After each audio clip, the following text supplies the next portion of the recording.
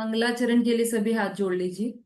नमो अरिहंताणम, नमो सिद्धाणम, नमो आयिधियाणम, नमो उवझायाणम, नमो लोये सवसाहुणम, मोक्ष मार्गस्य नेतारम, वेतारम कर्म भूभृताम, ज्ञातारं विश्वतत्त्वानां, वन्दे तद्गुणलब्धये। महान ग्रंथ तत्वार्थ सूत्र जी का वांचन चल रहा है। 5वां अध्याय अजीव तत्व का वर्णन। 31वां सूत्र चल रहा है, 32वां सूत्र चल रहा है। अर्पिता नर्पित सिद्धे। हम विषय की विवेचना प्रारंभ करें उससे पूर्व जो लोग कल सूत्र सुनाना चाह रहे थे, जिनका कल हो नहीं पाया था, वो लोग हैंड रेस कर दीजिए। शोभा जी। जय जिनेन्द्र। अजीव काया धर्मा धर्माकाश पुद्गलाः द्रव्याणि जीवाश्च नित्यावस्थान रूपाणि रूपणा पुद्गलाः आकाशदिक् द्रव्याणि निष्क्रियाणि च असंख्ये प्रदेशा धर्मा धर्मैक जीवानाम् आकाशस्य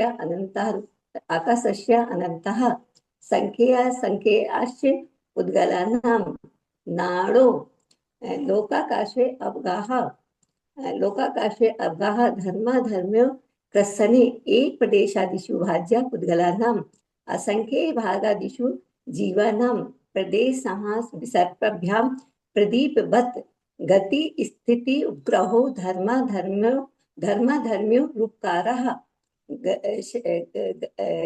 शरीर वांग मना प्राणापान पुद्गलानां सुख दुख जीवित आकाशस्यावगाह। आकाशस्य अवगाः शरीर वांग मना प्राणापान पुद्गलानां सुख दुख जीवित मरणोपग्रहस्य परस्परो ग्रहो जीवानां वर्तना परिणाम क्रिया परत्वे चा कालस्य अब आएगा लोक का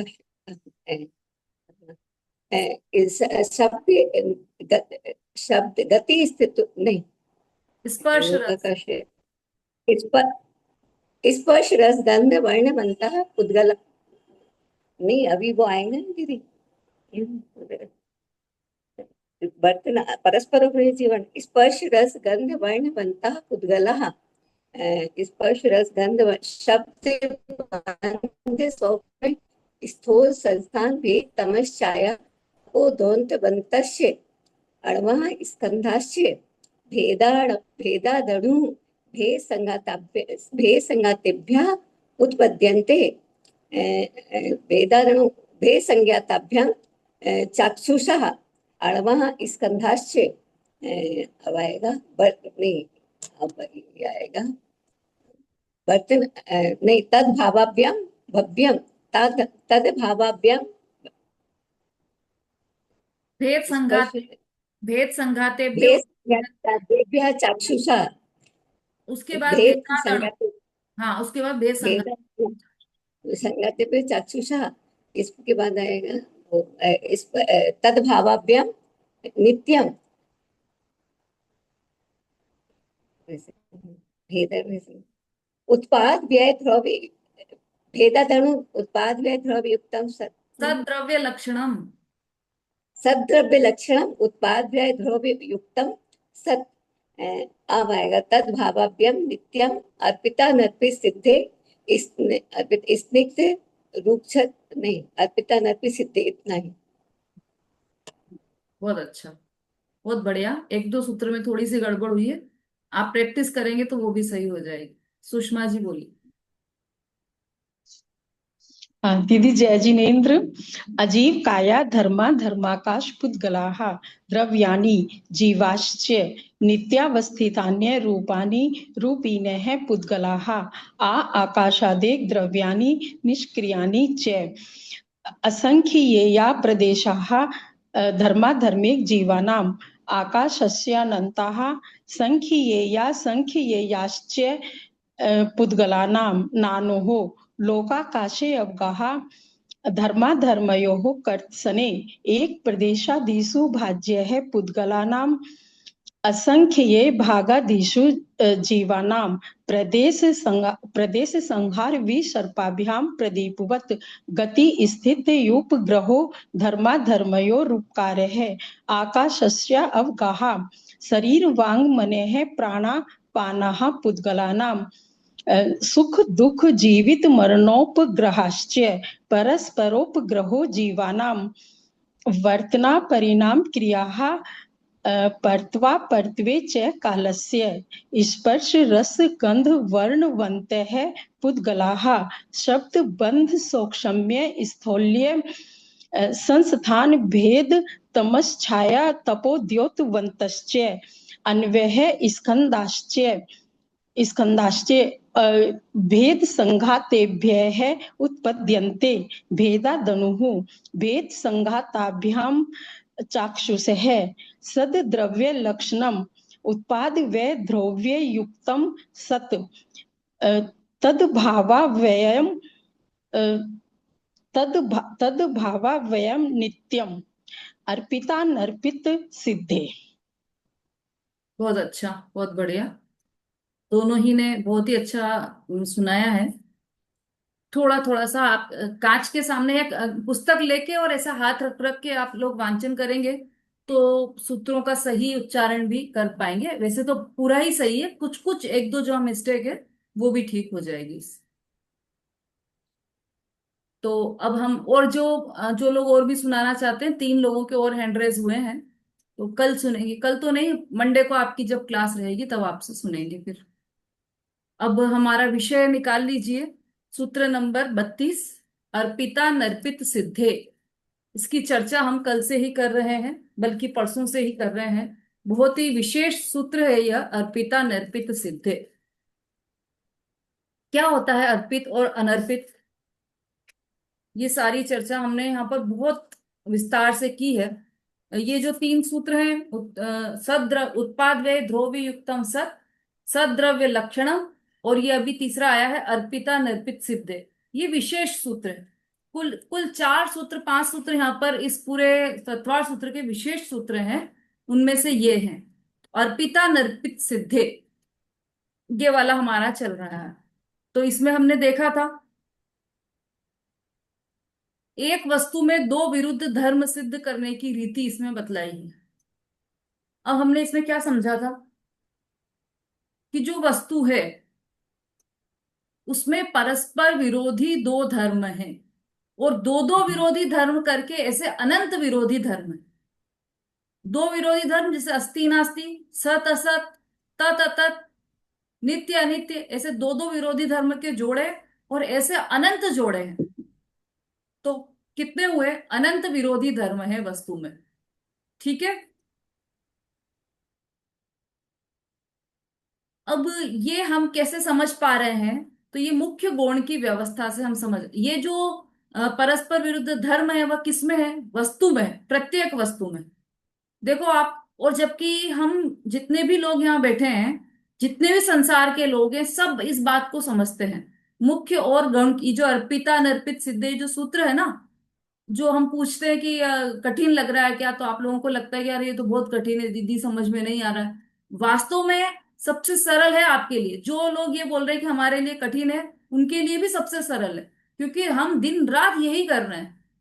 हमारी पूरा जीवन इसी से चल रहा है, दुनिया इसी से चल रही है।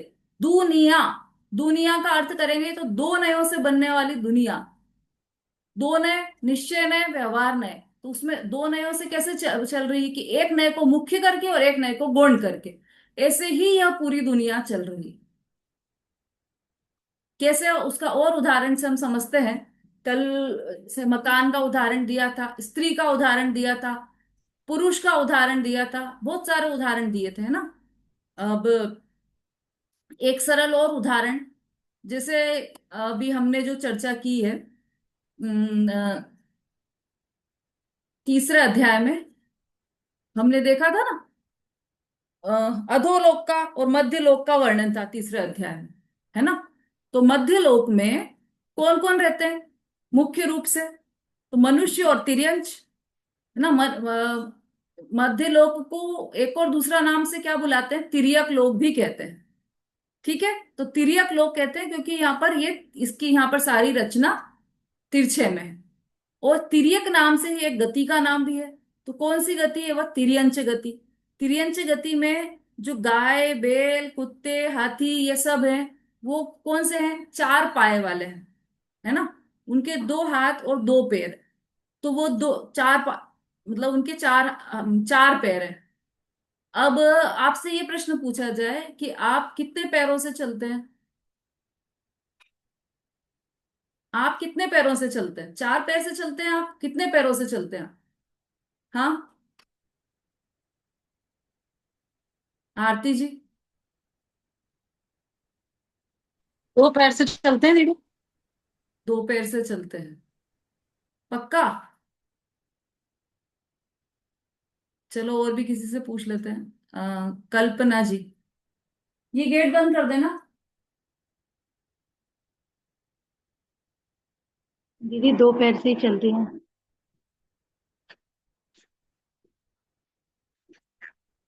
जय जवान दीदी। हाँ जी। दो पैर से ही चल दो, दो पैर से ही चलती हैं। बहुत बढ़िया, अच्छी बात है। समता भाभी। दीदी एक पैर से ही तो चलते, एक इधर रहता फिर एक आगे बढ़ता फिर एक से, एक ही तो आगे पीछे हुआ ना।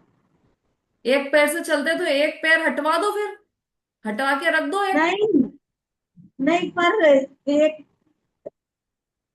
ऐसा तो रहता है। ठीक है ठीक है, देखो, दो पैर, यदि दो पैर से चलते हैं तो कोई दो पैर से चलकर दिखाए। कोई नहीं चल सकता दो पैर से तो, क्योंकि दो पैर से चलेंगे तो जंप कर पाएंगे, चल तो नहीं पाएंगे, है ना। कूद पाएंगे, दो पैर से जंप कर करके आगे बढ़ सकते हो, लेकिन चल तो नहीं पा सकते ना। चलोगे किससे, एक ही पैर से चलेंगे। तो एक ही पैर से चलते हैं ना, तो ठीक है, एक पैर कटवा के रख दो, फालतू है दूसरा पैर, कि नहीं, दोनों पैर आवश्यक है। चलना भले ही एक पैर से हो रहा हो, एक पैर आगे बढ़ेगा तब दूसरा पैर जमीन पर रहेगा, तब दूसरा पैर आगे बढ़ेगा, फिर एक पैर जमीन पर रहेगा तब दूसरा पैर आगे बढ़ेगा।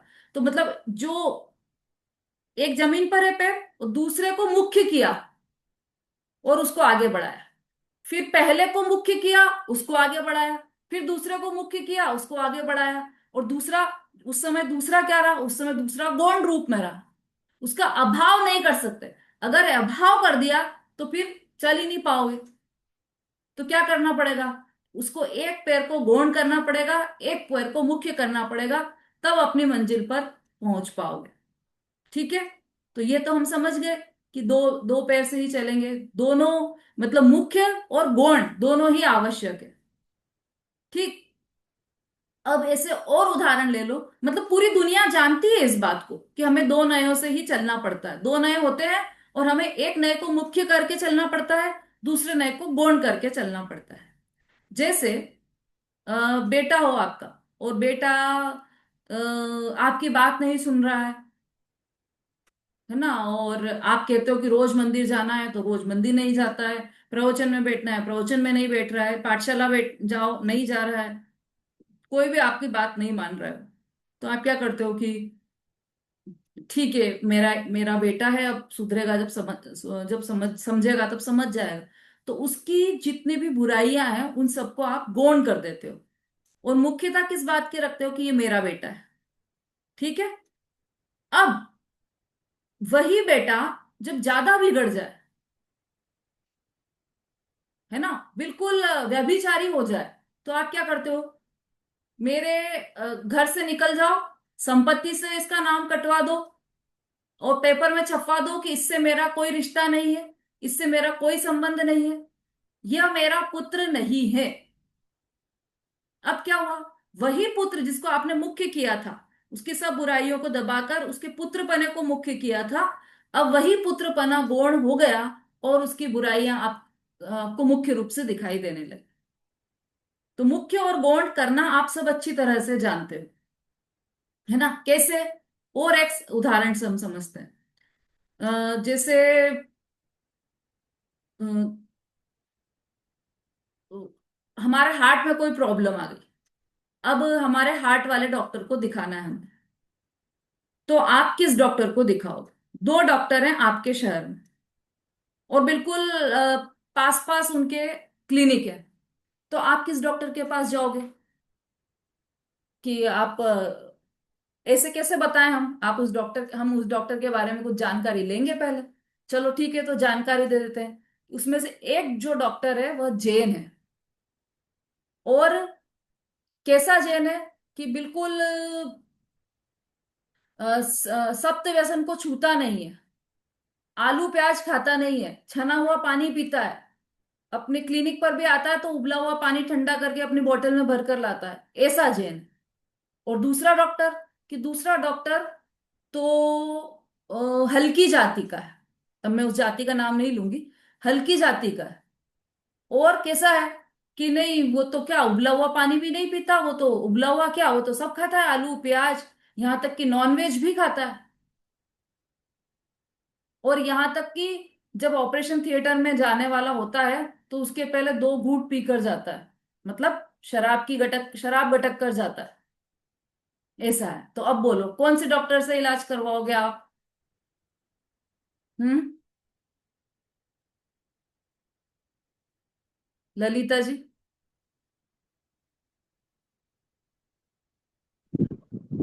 जो जो अच्छा होगा उससे करवाएंगे, या फिर अपने जैन भाई है तो उससे करवाएंगे। हाँ, तो ये जो दोनों स्थितियां बता दी ना, अब इसमें से किससे करवाओगे आप? हाँ,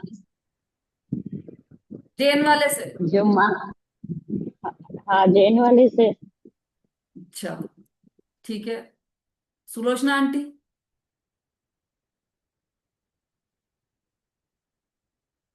जय जिनेन्द्र दीदी, हम्म, जैन डॉक्टर से। जैन डॉक्टर से। चलिए, अब एक और चलो, हाँ सुषमा जी बोलिए। दीदी जैन डॉक्टर से ही कराएंगे, जैन डॉक्टर से क्योंकि मेरे उस पर ख्याल से। विश्वास कुछ। हाँ, जिनके सबके हैंड रेज है उनका सबका यही उत्तर है, ऐसा मुझे लग रहा है। जैन डॉक्टर से ही कराएंगे। अभी आपने डिसाइड कर लिया कि हम तो जैन डॉक्टर के ही पास जाएंगे। अब एक परिस्थिति और मैं दे देती हूँ कि जो हल्की जाति वाला डॉक्टर है, उसको गुस्सा भी खूब आता है, और वो सब बताई अपन ने बात की, वो बहुत ही मतलब सख्त व्यसनी है और सब ऐसा है, लेकिन वह डॉक्टर ऐसा डॉक्टर है कि उसके पास आज तक जितने भी केस आए सबका सफल ऑपरेशन किया है उसने, एक भी ऑपरेशन उसका बिगड़ा नहीं है। यहां तक कि पूरे देश विदेश में रहने वाले जितने भी स्वयं हार्ट स्पेशलिस्ट डॉक्टर हैं, हार्ट वाले डॉक्टर हैं, वो सब आकर उसके पास अपना इलाज करवाते हैं। और जो जैन डॉक्टर है वो तो एक साधारण सा डॉक्टर है, उसके पास मतलब कोई बहुत अच्छी उसका रिजल्ट नहीं है उसके ऑपरेशंस का। अब आप किसके पास जाओगे इलाज करवाने? सुषमा जी।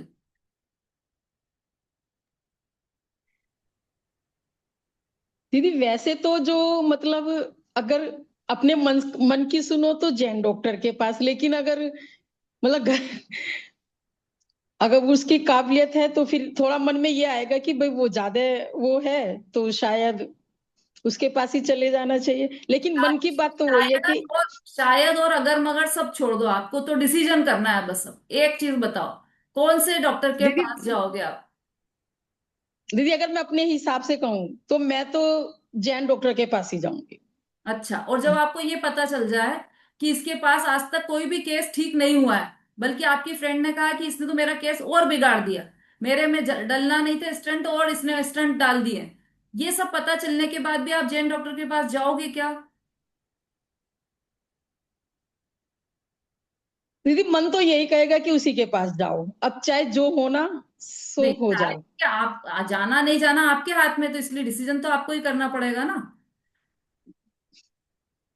दीदी इसमें दोनों में कंफ्यूजन रहेगा कि मन कहेगा वो, लेकिन कंफ्यूजन तो आप जिंदगी निकल जाएगी, आप ऑपरेशन कराओ, कंफ्यूजन में कब तक चलोगे? दीदी डिसीजन तो करना पड़ेगा ना। दीदी मैं तो हाँ, दीदी मैं दीदी तो हो जो सकता है मतलब कि घर उसके वाले ना पास लेके जाएं उसके पास, लेकिन हाँ। मेरा मन तो उसी की तरफ जाएगा। अरे फिर वही बात है, मन से क्या चल रहा है यहाँ पर? मन की बात थोड़ी चल रही, डिसीजन चाहिए। बोलिए शोभा जी। दीदी मैं तो जो स्पेशलिस्ट है और जिसने बहुत अनेक एक भी केस को नहीं बिगाड़ा, मैं तो उसी के पास जाऊंगी। ठीक है। हाँ चलो, अनुज जी भाई साहब। दीदी जय जिनेंद्र, जो स्पेशलिस्ट होगा उसके पास जाएंगे। हाँ ठीक है, मुझे लगता है सबका यही उत्तर है, बाकी क्योंकि अब सबसे तो नहीं पूछ सकते। पर समझदारी इसी में है, समझदारी क्या मतलब, पूरी दुनिया यही करेगी कि वह जो बेस्ट डॉक्टर होगा उसी के पास जाएगी। उदाहरण चल रहा है ना अभी तो हमारा यहाँ पर, तो जो बेस्ट मतलब जिसका हाथ सधा हुआ है, जो जिसका 100% रिजल्ट है उसी के पास जाएंगे। क्यों ऐसा क्यों किया कि पहले तो हम जैन के पास जा रहे थे, अब हम उसके अन्य मति के पास जा रहे हैं, ऐसा क्यों हुआ? क्योंकि हमें जो प्रयोजन था, हमारा प्रयोजन क्या है कि हमें हमें हमारा इलाज करवाना प्रयोजन है। तो हमारा जो प्रयोजन है वो कहाँ सिद्ध हो रहा है? कि उसके पास सिद्ध हो रहा है, जो अन्य मत का डॉक्टर है उसके पास सिद्ध हो रहा है। हमेशा हम हमारे प्रयोजन से ही चलेंगे ना, तो हमारा प्रयोजन है कि हम हमें स्वस्थ होना है, तो हमें जो डॉक्टर स्वस्थ कर सकता है हम उसके पास जाएंगे। और जिस पर हमें भरोसा नहीं है, हमारी जिंदगी मौत खतरे में डालकर हम उसके पास नहीं जाएंगे। ठीक है ना? तो इसमें क्या हुआ कि हमने उसके डॉक्टर पने को मुख्य किया और उसकी बाकी की जितनी भी बुराइयां थी उन सबको गौण कर दिया। लेकिन यदि वही डॉक्टर यदि हमारे पास आए और कुछ हमारे घर में रिश्तेदारी की बात हो, हमारी बेटी से उसकी शादी की बात चले, तो हम 1 सेकंड में बिना सोचे समझे उसको मना कर देंगे। क्यों? क्योंकि आप तो इलाज करने तो उसी के पास जा रहे थे, और आप कह रहे थे कि उसके जैसा कोई डॉक्टर नहीं है, उसने तो हमारा केस सुधार दिया। और अब आप रिश्ता करने से मना कर रहे हो कि हाँ, जिस प्रयोजन जहां पर जो प्रयोजन होगा उस समय मतलब जो हमें कार्य करना होगा उस उस गुण को मुख्य किया जाएगा और बाकी सबको गौण किया जाएगा। यहां पर हमें उसका बेटी का जीवन साथी जिसे बनाना है, तो उसके लिए ये सारे गुण काउंट करते हैं। तो हम उन गुणों को मुख्य करेंगे, उसके डॉक्टरी का जो पेशा है उसको गौण कर देंगे। करते हैं, करेंगे नहीं, करते हैं, ऐसा ही करते हैं हम। ठीक है ना? मंदिर से उठकर बाहर निकले और वहां पर 1000 चप्पल पड़ी हुई है, और एक से एक सुंदर चप्पल, 1000 की, 2000 की, 5000 की। अब आप क्या करते हो? करते क्या हो आप? उन सबकी सुंदरता देखकर उनको ग्रहण करते हो, या आपकी टूटी फूटी चप्पल पहनकर वहां से निकल जाते हो? क्या करते हो कि नहीं, अरे वो तो इतनी सुंदर सुंदर थी। अरे होगी सुंदर, मुझे तो अपनी चप्पल से काम है। यदि उन सुंदर चप्पलों को देखते हुए उस समय कोई चोर आपके नजरों के सामने आपकी टूटी हुई चप्पल को उठाकर ले जा रहा होगा, तो आप क्या करोगे? उस चोर को पकड़कर 2 चांटे लगाओगे कि मेरी चप्पल कैसे लेके जा रहा है। क्यों? आपकी तो चप्पल टूटी, भले टूटी है लेकिन उससे मेरा अपनत्व जुड़ा हुआ है। तो अपना अपनत्व मुख्य किया वहां पर, बाकी उसका टूटना फूटना सड़ना गलना सबको गौण कर दिया। जब जैसा प्रयोजन होगा उसको मुख्य। यहां तक कि पति पत्नी के रिश्ते किस आधार पर टिकते हैं? इसी आधार पर टिकते हैं, ये अर्पित अनर्पित के आधार पर ही टिकते हैं पति पत्नी के रिश्ते। कैसे? कि हर पति पत्नी में, कपल में कुछ ना कुछ कमजोरियां तो होती है अवश्य। और पति की कमजोरियां पत्नी को बहुत सारी दिखती है, क्योंकि उसके साथ रहती है, उसको पता है कि इसमें ये कमजोरी है, इनका ये प्रॉब्लम है, ये प्रॉब्लम है, ये प्रॉब्लम है। लेकिन अपनत्व वाले गुण को, उसका जो उससे प्रेम है पति से, उस अपनत्व वाले गुण को मुख्य रखकर चलती है, तो वो सारी उसकी कमियां नजरअंदाज कर देती है, उन सब कमियों को गौण कर देती है। तो उनका रिश्ता बना रहता है। ऐसे ही पति के बारे में भी, उसे भी पत्नी की बहुत सारी कमजोरियां दिखती है, लेकिन उन सब कमजोरियों को गौण कर देता है, और उसके पत्नी पने को या उसके अपनत्व को, उसके प्रति जो उसका अपनत्व है उसको मुख्य करके चलता है। तो वो दोनों का जीवन बना रहता है, मतलब दाम्पत्य जीवन उन दोनों का चलता रहता है। लेकिन जहां किसी ने, एक ने दूसरे की कमी को मुख्य कर दिया और उसके अपनत्व को गौण कर दिया, वहीं स्थिति बदल जाती है और तलाक हो जाती है। देखा है ना ऐसा हमने? क्यों होते हैं तलाक? किसी कमजोरी को, क्योंकि हर कोई भी व्यक्ति संपूर्ण नहीं होता, कमजोरी सब में होती है। लेकिन कौन किसकी कमजोरी को मुख्य करता है, कौन किसके गुण को मुख्य करता है, उस पर डिपेंड करता है। तो ये मुख्यता और गौणता की व्यवस्था हमेशा से इस दुनिया में चल रही है। हम स्वयं मुख्य करते हैं और गौण करते हैं, इसी तरह से हमारा जीवन चल रहा है। तो हम ये संसार में तो कर पा रहे हैं, इतने चतुर तो हैं हम कि सांसारिक व्यवस्थाओं में हम मुख्य भी करना जानते हैं, गौण भी करना जानते हैं।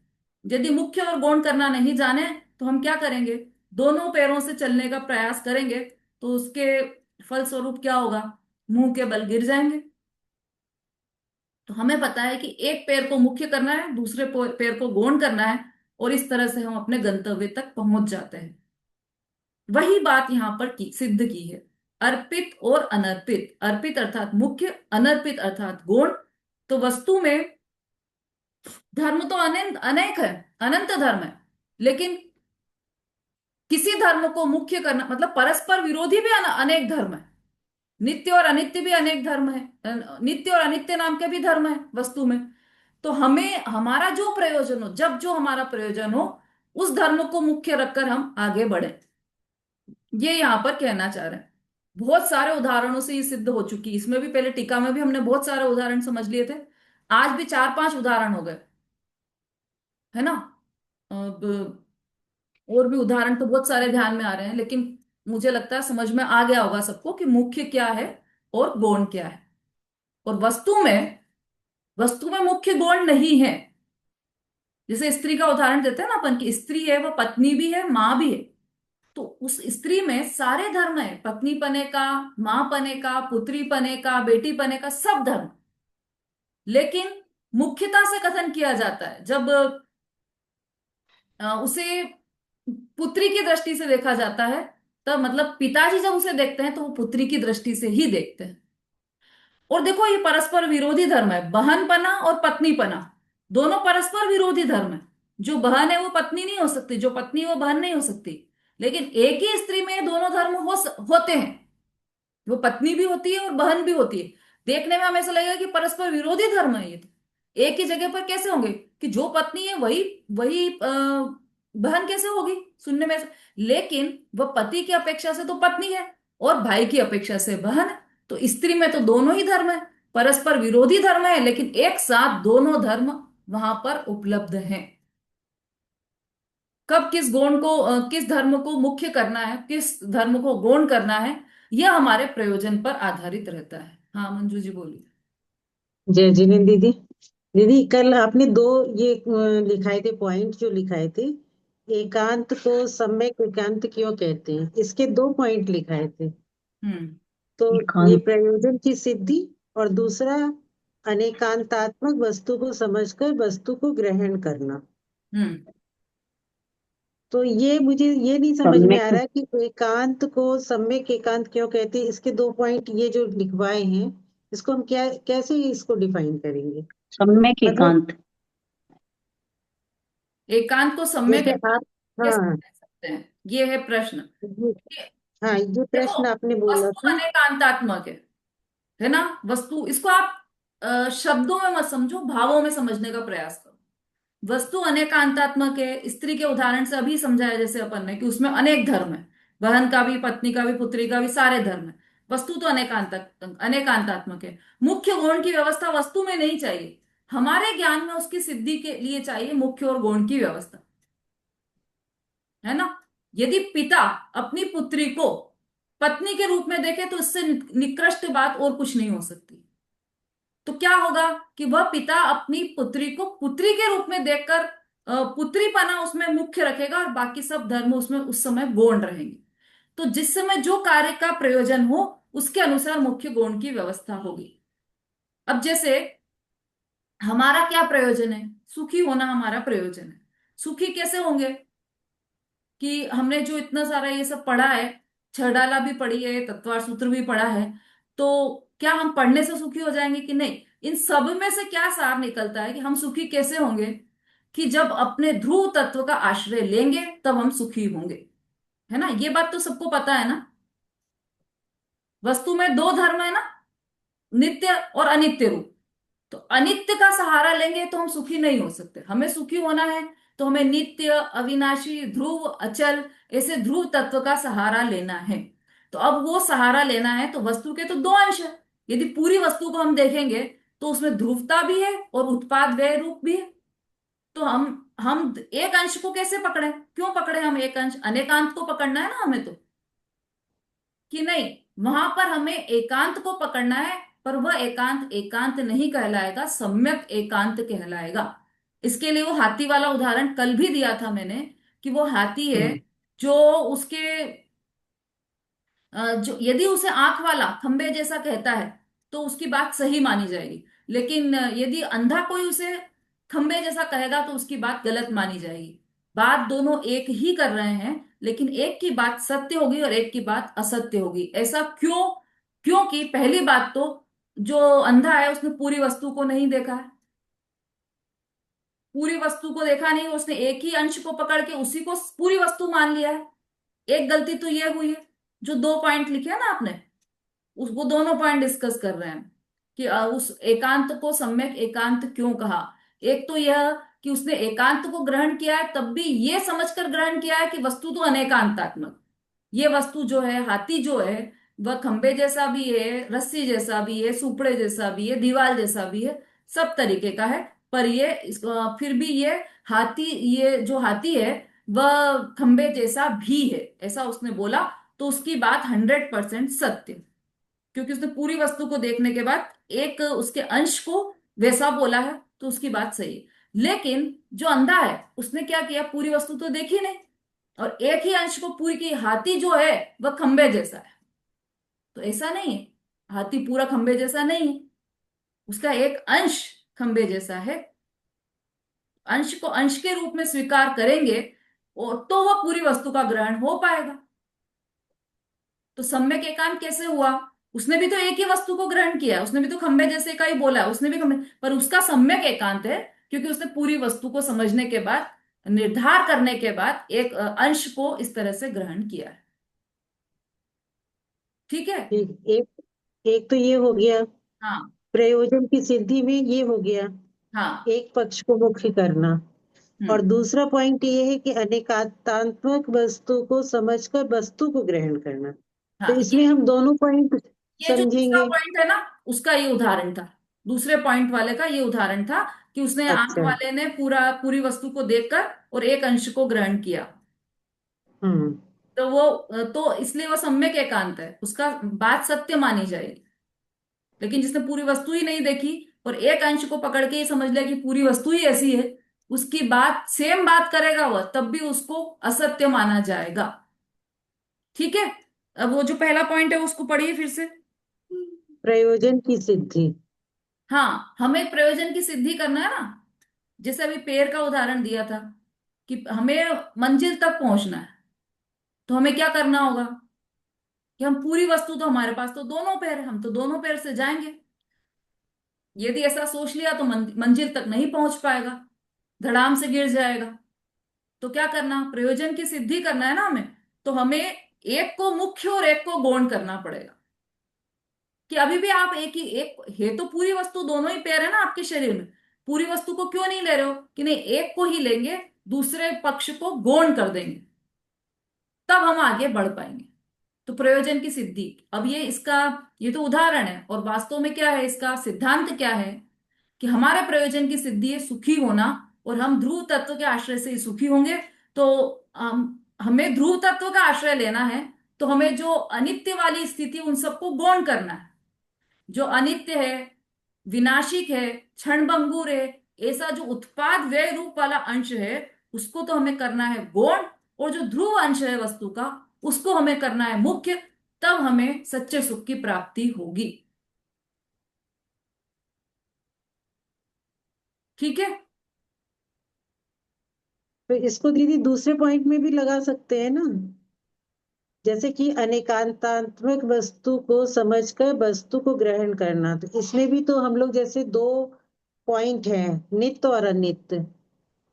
अनेक वस्तु, वस्तु के जो दो धर्म है उसमें भी ये लग सकता है ना दीदी।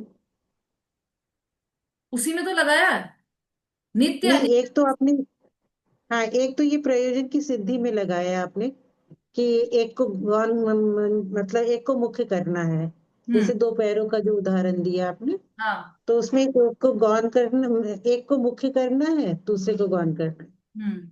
बाकी इसमें भी वो ही लगा सकते हैं ना दीदी, नित्य और अनित्य जैसे है, तो हमें तो नित्य को ही पकड़ना है ना। यही तो बताया सिद्धांत, यही तो बोला अभी। कि तो अनित्य फिर को हमें तो हाँ तो दोनों नित्य में होना है, तो हमें नित्य को ही ग्रहण करना है, नित्य का ही आश्रय लेना है। नित्य कौन है? जो ध्रुव अंश है वह नित्य है। उत्पाद